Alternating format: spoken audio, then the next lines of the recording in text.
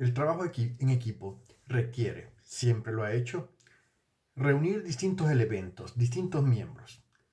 Cada miembro particular, especial, con una creatividad y un potencial aplicable en distintos momentos y oportunidades, pero que trabajando en conjunto con el aprovechamiento adecuado de los talentos puede llevar a tener éxito, puede llevar a encender un vasto fuego en un gran bosque. ¿Por qué? Porque el trabajo en equipo siempre es un elemento de bendición. Dice la palabra de Dios. Allá en Primera de Corintios, el capítulo 15, versículo 58, el apóstol Pablo está hablando a la iglesia en Corinto y les dice, por tanto, mis queridos hermanos, manténganse firmes e inamovibles. Dedíquense siempre por completo a la obra del Señor, sabiendo que el esfuerzo en el Señor no es en vano. Encendidos por el Espíritu es el tema de hoy en este especial para células, donde estaremos aprendiendo un poco cómo es el trabajo en los hogares, cómo es el trabajo en las casas, porque ciertamente, hemos dicho en distintas oportunidades, el modelo bíblico no es tras cuatro paredes. El modelo bíblico para ir y predicar el Evangelio es aprovechar la oportunidad bella y maravillosa de predicar en los hogares. Ahora, cuando hablamos y mencionamos lo que la palabra de Dios nos enseña, en esto, cuando el apóstol Pablo le dice, mis queridos hermanos, manténganse firmes, wow, es un desafío. Un desafío porque la firmeza podemos verla y manifestarla en excelencia cuando tenemos claridad. ¿A qué me refiero con esto? Que si simple y sencillamente tú no te percatas de hacia dónde vas, cuál es la visión que tú tienes en ese equipo, o cuál es la visión del equipo en sí, cuál es el propósito que tú tienes en ese equipo, o cuál es el propósito del equipo en su conjunto, difícilmente vas a poder llevar tu talento y tu creatividad. Difícilmente vas a poder tener claridad cómo encauzar el impulso personal que puedes aportar al equipo. Por tanto, uno de los elementos fundamentales que nos va a permitir realizar el trabajo de la célula es tener la claridad de la visión y el propósito, porque la firmeza en lo que es la misión viene cuando conocemos la misión, cuando conocemos el propósito, y es que somos parte de algo gigante. Y si la palabra de Dios nos lo muestra, el cuerpo de Cristo, que está formado por muchos miembros, pero el cuerpo es uno. No hay un miembro que sea más importante que el otro. No hay un elemento que sea más importante que el otro. Tenemos un propósito común. Todo es para la gloria de Dios. Nuestra célula no es un club social.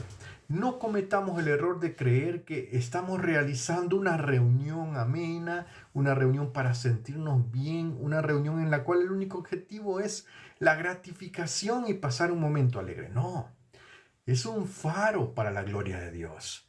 Fuimos creados para hacer brillar su luz y en cada rincón. Y el sistema de células, el sistema de trabajo en las casas, es lo que nos permite llevar la luz y que ésta resplandezca en la intimidad del hogar, donde se nota y se pone en práctica el cristianismo.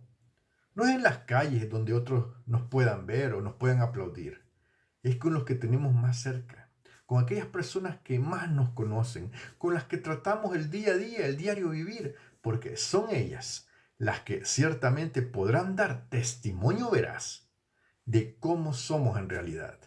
Porque no estamos en un hogar, en una casa, compartiendo con una familia para estar juntos y simplemente calentarnos.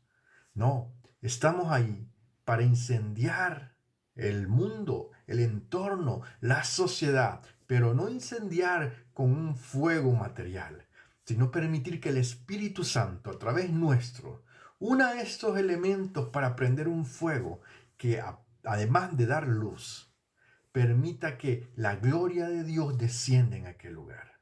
Recordemos lo que decía Isaías en el capítulo 43, en el versículo 7, allá en el Antiguo Testamento. Él lo decía así: a todos los que llevan mi nombre, a quienes creé, fíjate bien cómo lo dice el Señor, a todos los que llevan mi nombre, a quienes creé para mi gloria, a quienes formé e hice.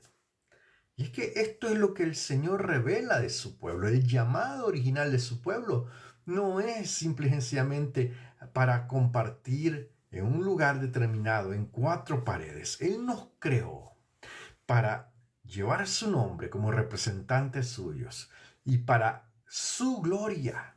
Y este hecho, mi amado, nos debe llenar de gozo el corazón, porque es el propósito que tenemos: llevar su gloria. Él nos formó, Él nos hizo, tenemos una razón, un propósito. Y luego podemos ver que se repiten muchas oportunidades. En el Nuevo Testamento, Pablo le escribe siempre a la iglesia de Corintios unos capítulos antes, en el capítulo 10, en el versículo 31 le dice: así que, sea que coman o beban o hagan cualquier otra cosa, háganlo todo para la gloria de Dios. Y es que comprendamos el alcance de lo que dice: háganlo todo para la gloria de Dios. Es decir, aun cuando en una célula estamos compartiendo un refrigerio con gozo, con alegría, comiendo o bebiendo, participando un momento con los demás, todos debemos de hacerlo para la gloria de Dios, porque Dios ha dado la oportunidad, la bendición. La unidad en el Espíritu, mi amado, no es una opción. Es el combustible que va a encender el avivamiento. Porque sabes, el avivamiento, lo hemos dicho muchas veces, es una vuelta a la palabra. Es vivir obedeciendo a la palabra. Es el primer paso.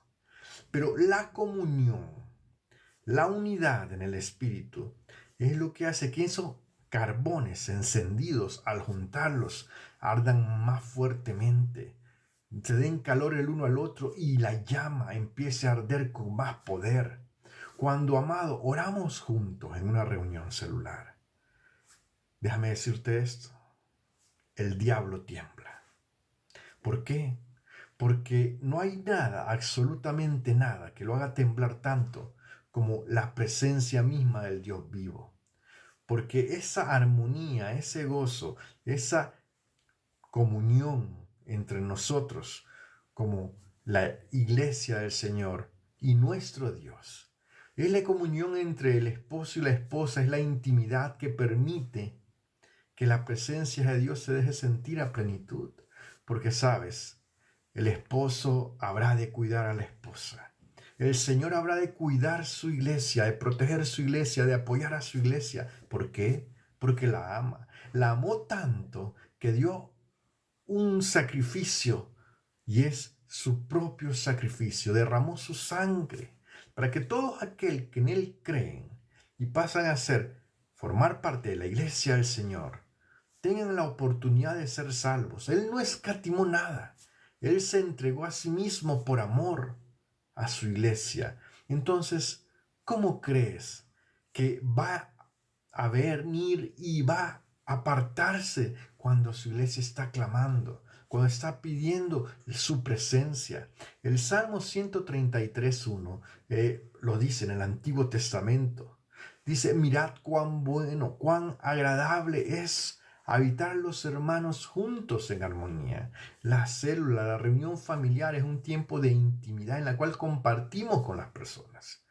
Mi amado líder, si tú no estás dispuesto a compartir con las personas, estás en un error, porque se trata de ver cómo podemos servir a los demás, compartir con los demás. En el Nuevo Testamento, el apóstol Pablo le habla a la iglesia de Éfeso. En Efesios capítulo 4, versículo 3, les dice: esfuércense por mantener la unidad del Espíritu mediante el vínculo de la paz. Es decir, no se trata de que va a haber una unidad en el Espíritu sin esfuerzo.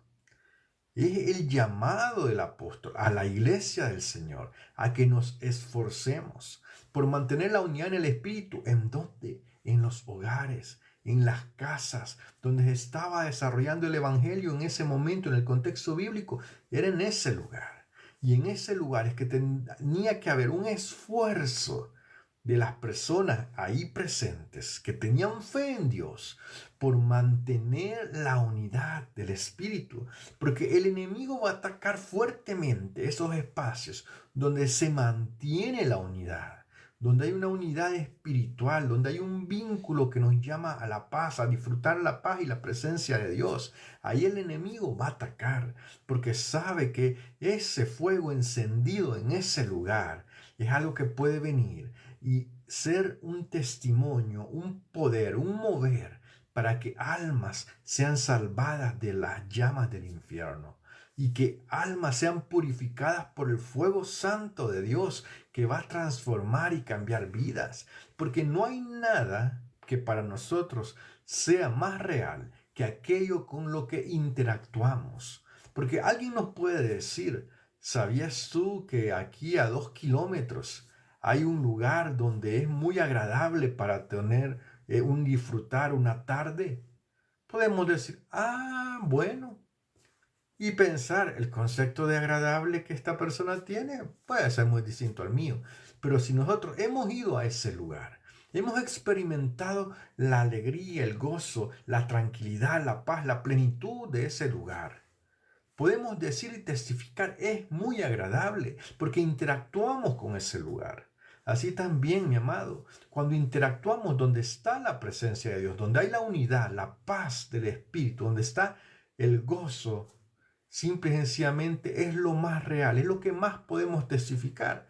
Quizás no hayamos ido nunca a una iglesia, pero si interactuamos y sentimos gozo, sentimos paz, sentimos la presencia de Dios, sentimos la unidad entre los ahí presentes y que esos presentes ahí, esas personas, nos ayudan a relacionarnos y a encajar y a sentirnos bien y se preocupan por nosotros. Oye, vamos a tener uno de los mayores testimonios que el ser humano puede dar. Es el testimonio de aquello que ha vivido, no lo que le han contado, no lo que le han dicho, sino lo que ha experimentado, la bendición de la unidad espiritual.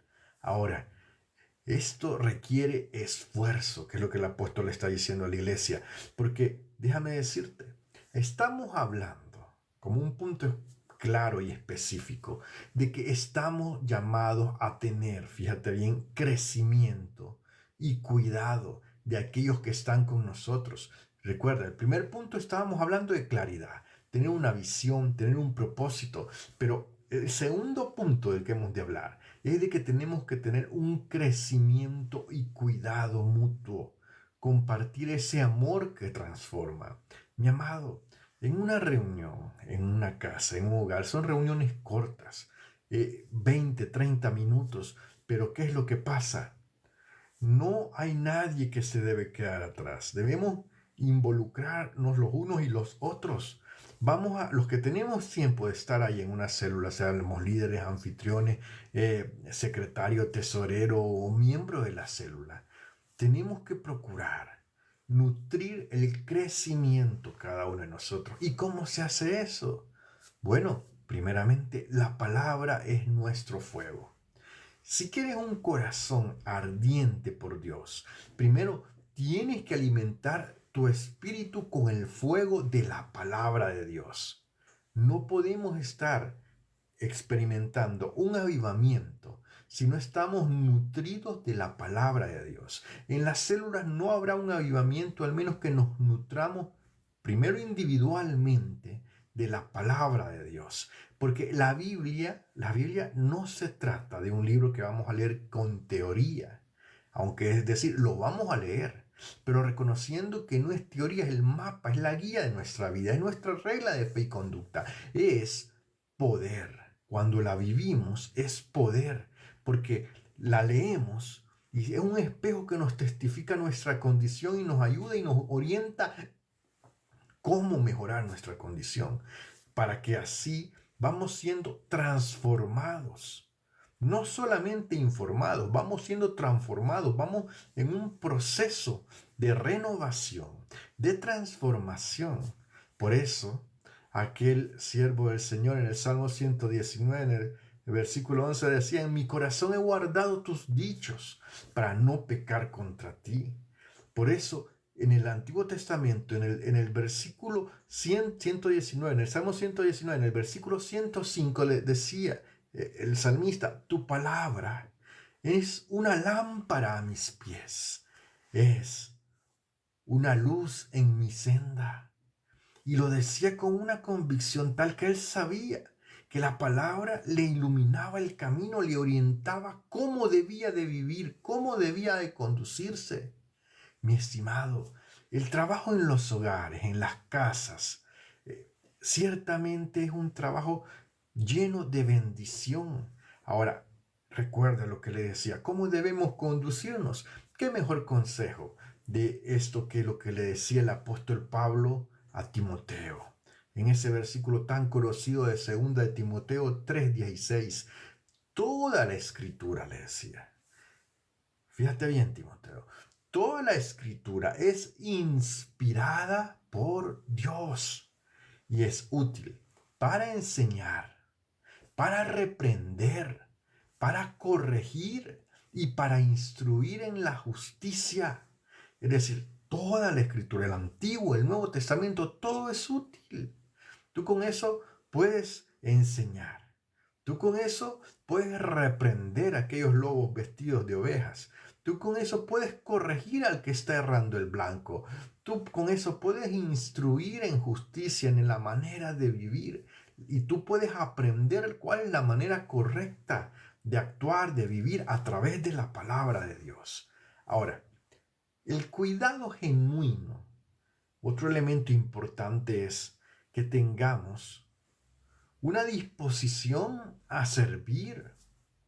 Porque, oye bien, nosotros que ya tenemos un tiempo de conocer al Señor, cuando viene una persona nueva, debemos distinguir que tenemos que jugar un papel importante. ¿Y cuál es ese papel? Fíjate bien, vamos a ser la red de seguridad de Cristo en pro de aquel que está nuevo. ¿Por qué? Porque, recuerda, en una célula, comprendamos bien esto, el dolor de uno es el motivo de oración de todos. Vamos a levantar al caído, no a criticarlo, no a señalarlo despiadadamente, como que si nosotros fuésemos perfectos. No hay ni siquiera un ser humano perfecto. Todos somos pecadores que hemos sido alcanzados por su misericordia y el cual Dios está trabajando hasta que lleguemos a su presencia y ahí dejemos la naturaleza pecaminosa a un lado, estos deseos de la carne a un lado, por fin, y podamos vivir en comunión con Dios por la eternidad. Pero mientras tanto no somos perfectos. Y aquel que se jacte de perfección, aquel que se jacte de totalidad de la perfección, está cayendo en un orgullo religioso que le va haciendo cada vez más una persona llena de apariencias, pero sin amor por el débil, sin amor por el caído, sin amor por el que necesita también conocer de Dios. Ahora, nosotros, mi amado, debemos de procurar no criticar. Haz a un lado la crítica. Muérdete la lengua si quieres criticar a alguien. Si quieres hacer algo por alguien, ámale, ayúdale. Sé el apoyo de alguien. Sé quien no le señale y no le lance dardos como que si fuera un enemigo. En el Antiguo Testamento se manifiesta en Eclesiastés en el capítulo 4, en el versículo 9 y 10. Dice la palabra: más vale dos que uno, porque obtienen más fruto de su esfuerzo. Si cae, el uno levanta al otro, pero ay de aquel que cae y no tiene quien lo levante. En una reunión celular no estamos ahí para juzgar ni criticar. Estamos ahí para, en el caso del que lleva la palabra, de enseñar. En el caso de anfitrión, pues tratar de que den las condiciones para que las demás personas puedan estar con comodidad aprendiendo de la palabra de Dios, tratándolo con dignidad y respeto a cada miembro de la célula. En el caso de los miembros de la célula, haciendo sentir bien al invitado.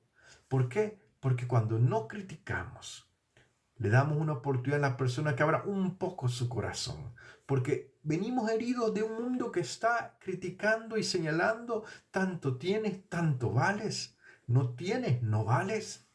Recordemos lo que le decía el apóstol a la iglesia en Galacia. Le decía en Gálatas 6:2, lleven las cargas los unos de los otros y cumplirán la ley de Cristo.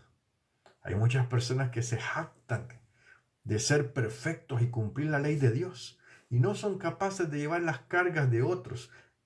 Quieren que otros lleven las suyas, pero no quieren llevar ellos las cargas de otros. Eso, mi amado, según la palabra, no es cumplir la ley de Dios. Eso es solamente tener un ego muy grande en el cual nos estamos distanciando del Señor.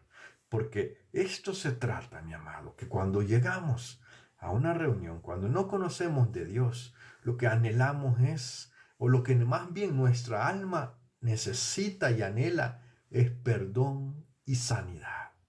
Porque eso es lo que da la verdadera libertad. Ahora, el perdón no es un sentimiento. El perdón es una decisión.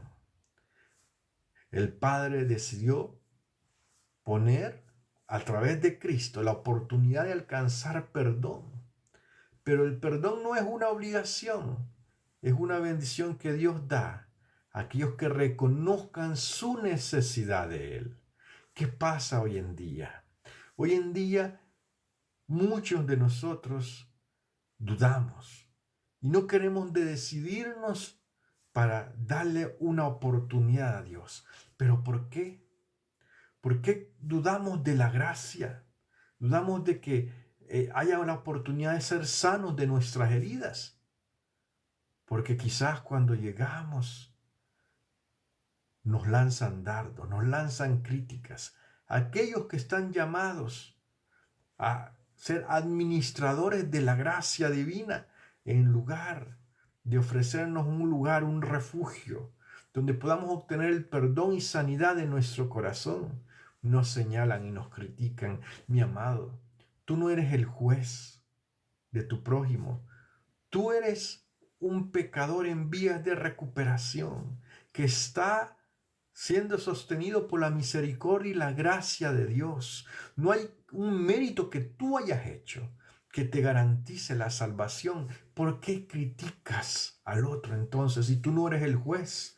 Ya que el juez justo haga la obra en su vida, le dé la oportunidad, deja que la palabra pueda obrar. Dejemos que la gracia de Dios sane las heridas. Un corazón limpio es un corazón libre para recibir la gracia divina que tú recibiste. Recuerda, nadie puede en sus fuerzas. Todos necesitamos de la gracia de Dios. Miqueas en el capítulo 7, el profeta en el versículo 18 lo dice, hablando de cómo conocía al Señor. Porque él dice, ¿qué Dios hay como tú que perdone la maldad y pase por alto el delito de los que son remanentes de su posesión? No persistes en tu enojo para siempre, sino que te deleita en ser misericordioso. Oye bien, Dios desde tiempo antiguo, Él se deleita en ser misericordioso. Y entonces, ¿por qué nosotros vamos a juzgar a nuestro hermano? ¿Por qué nosotros vamos a juzgar a nuestro prójimo? Santiago, el apóstol lo dice en el capítulo 5, versículo 16. Reconozcamos que no, lo voy a parafrasear, reconozcamos que no somos perfectos, oremos los unos por los otros. Él lo dice, confesaos las faltas unos a otros, orad unos por otros para que seáis sanados. La oración del justo es poderosa y eficaz. Él llama a la unidad, a reconocer que no somos más que hombres que han sido alcanzados, mujeres que han sido alcanzadas por la misericordia de Dios. Entonces, unámonos, reconociendo este hecho, oremos los unos por los otros, porque eso, mi amado, eso es estar velando por el crecimiento y el cuidado mutuo. Y eso se tiene que trabajar en la célula. Ahora bien, el último punto que te quiero traer a mención es que estamos llamados a la multiplicación, porque debemos entender, mi amado, que el Señor nos dijo, id y haced discípulos. Y quiero quedarme hasta ahí con esa cita tan conocida de Mateo 28:19. Él no nos estaba preguntando a sus seguidores, a sus discípulos, si queríamos o no. Él nos está dando el mandato, id y haced discípulos. Es una gran comisión.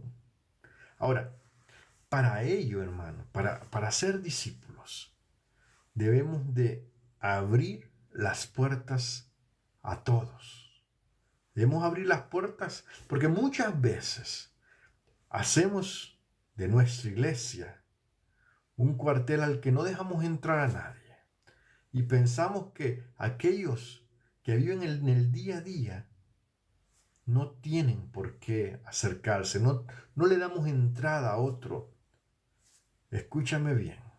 Tú que ves tantos asientos vacíos en la iglesia y que no dejas que otros entren porque les juzga, les critica, les cierras la puerta, no los invitas. Tú que ves tantos asientos vacíos en la célula y no sales a invitar y no le abres las puertas a la humanidad.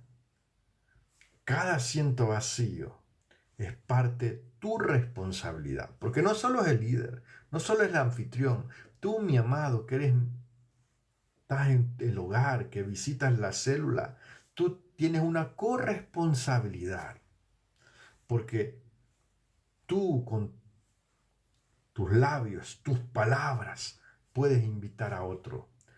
Y tu testimonio, tú que andabas perdido y que has sido alcanzado por Cristo, tu testimonio es una de las mejores herramientas que tienes.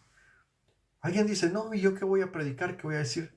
Pues cuéntale lo que tú eras antes y lo que tú has alcanzado. Ahora, esa misericordia de Dios que te ha sido dada, testifícalo a otro.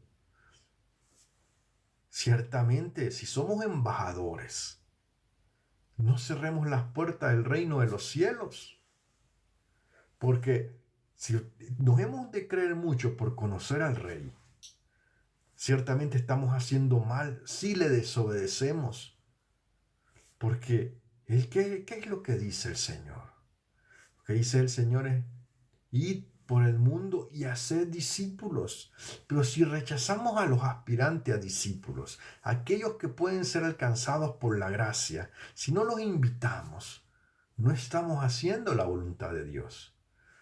Isaías 58:7 lo dice así: ¿no es acaso compartir tu pan con el hambriento y dar refugio a los pobres sin techo, vestir al desnudo y no dejar a tus semejantes lo que agrada al Señor? Oye, el apóstol Pablo en su carta a Romanos les dice en Romanos 12:13, compartan con el pueblo de Dios que está en necesidad. Practiquen la hospitalidad, es decir, compartan con el pueblo de Dios, pero también practiquen la hospitalidad. No sean personas que piensan que eso es solo la responsabilidad de otros. Sean hospitalarios. Lo menos que podemos hacer en una célula es saludar, tratar de hacer bien, hacer sentir bien a las demás personas que vienen a la célula. Recuerda la promesa que Dios le dio a Abraham. Haré de ti una nación grande y te bendeciré. Haré famoso tu nombre y serás una bendición. ¿Pero por qué? Porque tus interacciones vas a ser una bendición porque son las interacciones que tenemos con los demás los que le permiten a los demás también alcanzar bendición. Oye, una célula sana se multiplica. Comprendamos esto. Una célula sana se multiplica. Si no estás creciendo, mi amado, en una célula, si no está creciendo la célula, hacia afuera. Algo está pasando, algo está enfermo, algo está muriendo por dentro. Pero, ¿qué podemos hacer? Dirá. Empieza orando, empieza leyendo la palabra, empieza teniendo claridad en el propósito, el primer punto. Sigue cuidando de los demás, el segundo punto. ¿Por qué? Porque el plan de Dios es para alcanzar los confines de la tierra. Y si algo está enfermo o está muriendo, nosotros también podemos hacer mucho orando, teniendo claridad del propósito, cuidando a los demás que están llegando. ¿Por qué? Porque nuestras oraciones pueden hacer lo que nuestros hechos quizás no pueden hacer. Porque lo que es imposible para los hombres, para Dios es posible. Recuerda, en Hechos 1:8, lo que nos llama. Recibirán, pero recibirán poder cuando haya venido sobre vosotros el Espíritu Santo. ¿Y qué es lo que dice el Señor? Serán mis testigos en Jerusalén, en Judea, en Samaria y hasta los confines de la tierra. Esto, mi amado, es algo que estamos llamados a hacer. Es la gran comisión, más el poder que nos capacita para la gran comisión. Es el Espíritu Santo el que nos da ese poder. Pero para cumplirlo hay que ser testigo, es decir, hay que testificar. ¿Y a quién vas a testificar? ¿Callado? Tienes que testificarle a las otras personas. ¿Y qué voy a decir si yo no me sé la Biblia? Pues dile, yo antes era un pecador, que vivía sin Dios y sin esperanza. Y ahora, por la misericordia de Dios, tengo la oportunidad de alabar y adorar al Rey de Reyes. En unas pocas palabras, has dicho mucho, has testificado. Porque esto, mi amado, esto se trata de reconocer que tenemos un liderazgo y un servicio y tenemos que ponerlo por obra. Oye, y cuando lo hemos dicho muchas veces aquí en Tics y Pensamientos Bíblicos, liderazgo es un servicio humilde, porque el verdadero líder no está buscando un trono, busca como el Señor una toalla para lavar los pies de los discípulos. Sirvamos con gozo, mi amado, porque cada acto de servicio que hacemos, honramos a Cristo. Con cada cosa que hacemos por otro, es como que lo hiciéramos por el Señor. ¿No recuerdas las palabras del Señor cuando les decía? Porque me viste desnudo y me vestiste, me viste en la cárcel y me visitaste? Y lo decía, y aquellos discípulos decían, ¿y cuándo te vimos desnudo? ¿Cuándo te vimos en la cárcel? Cuando lo hiciste por uno de estos pequeñitos, a mí me lo hiciste, decía el Señor. En el Proverbio, capítulo 16, versículo 18, ¿no? Nos habla de lo que nos impide muchas veces tomar ese papel de liderazgo, y es que lo dice así la palabra. El orgullo va delante de la destrucción, la arrogancia delante de la caída. Porque eso es lo que genera Satanás, el enemigo, que el Señor lo reprenda, el orgullo. El orgullo busca destruir, busca criticar, busca dañar, busca herir. Pero ¿qué dice Pablo a la iglesia de Filipo? Le dice, no hagan nada por egoísmo o vanidad, más bien con humildad. Oye bien, no hagan nada por egoísmo o vanidad, más bien con humildad. Consideren a los demás como superiores a sí mismos. Cada uno, fíjate ahí, eso nos incluye a todos. Cada uno no debe velar no solo por sus propios intereses, sino también por los intereses de los demás. Porque, mi amado, un día, cada oportunidad, cada hecho, cada dicho, un día vamos a estar delante de la presencia de Dios. Y la pregunta es, ¿administramos los recursos que Dios nos dio para hacer su obra de la mejor manera posible? Porque esto, amado, es algo que es un llamado no a que simple y sencillamente estoy criticando, no, sino que es un llamado a pasar a hacer la voluntad de Dios, como la palabra de Dios nos lo dice. O sea, no lo hacemos por obligación, no lo hacemos porque ganemos algo humanamente hablando, lo hacemos por honrar al Rey de Reyes y Señor de Señores. Debemos, fíjate bien, como decía Deuteronomio capítulo 6, los versículos del 6 al 7, grábate en el corazón estas palabras que hoy te mando. Incúlcalas continuamente a tus hijos. Háblales de ella cuando estés en tu casa y cuando vayan por el camino, cuando te encuentres despierto, cuando te acuestes, cuando te levantes. Pues estamos llamados a enseñar. Estamos llamados a no ser solamente forma, sino también ser fondo, es decir, una estructura sólida, una base firme. Es la obediencia a la palabra de Dios. Voy terminando con esto. Hebreos 13:17, el escritor del libro de Hebreos nos lo dice así. Debemos de obedecer a nuestros dirigentes y someternos a ellos, porque ellos cuidan de nosotros, porque tienen que rendir cuentas. Hagámoslo con alegría y no a regañadientes, pues de lo contrario no será provechoso para ustedes. Sabes, nuestro líder máximo se llama Jesucristo. Él es el dueño de la iglesia. Pero Él ha puesto a hombres de Dios que nos recuerden su palabra para hacer su voluntad. Y nosotros a la vez debemos de servir al Señor con alegría, obedeciendo su palabra, permitiendo que esa gran comisión de ir y hacer discípulos sea realizada con excelencia. Mi amado, esforcémonos. Ahí donde estamos sirviendo al Señor, ahí en los hogares, ahí en las células, porque los principios bíblicos de amor, de justicia, de integridad, de compañerismo, brillen. Tengamos claridad, cuidémonos los unos a los otros y trabajemos en el crecimiento, porque haciendo esto honramos al Señor. Que el Señor te bendiga, que el Señor te guarde.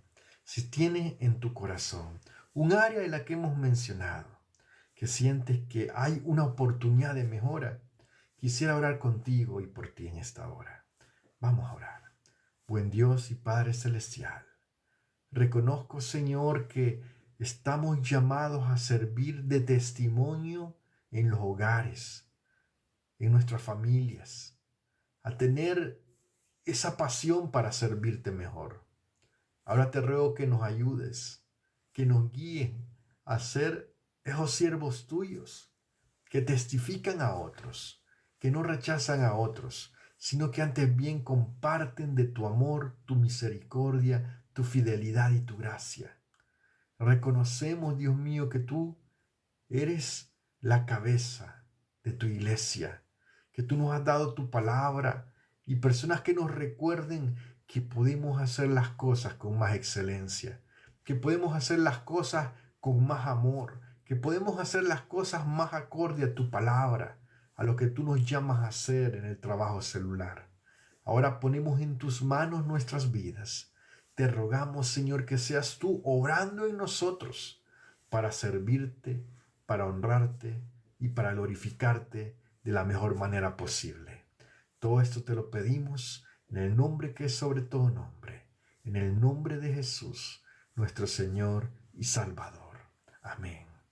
Que el Señor te bendiga, que el Señor te guarde, que el Señor te proteja, te prospere, te dé sabiduría y te permita servirle de la mejor manera posible, con excelencia, con amor, con gozo. Bendiciones masivas, bendiciones grandes, y que vuestras células se multipliquen y prosperen para la gloria de Dios.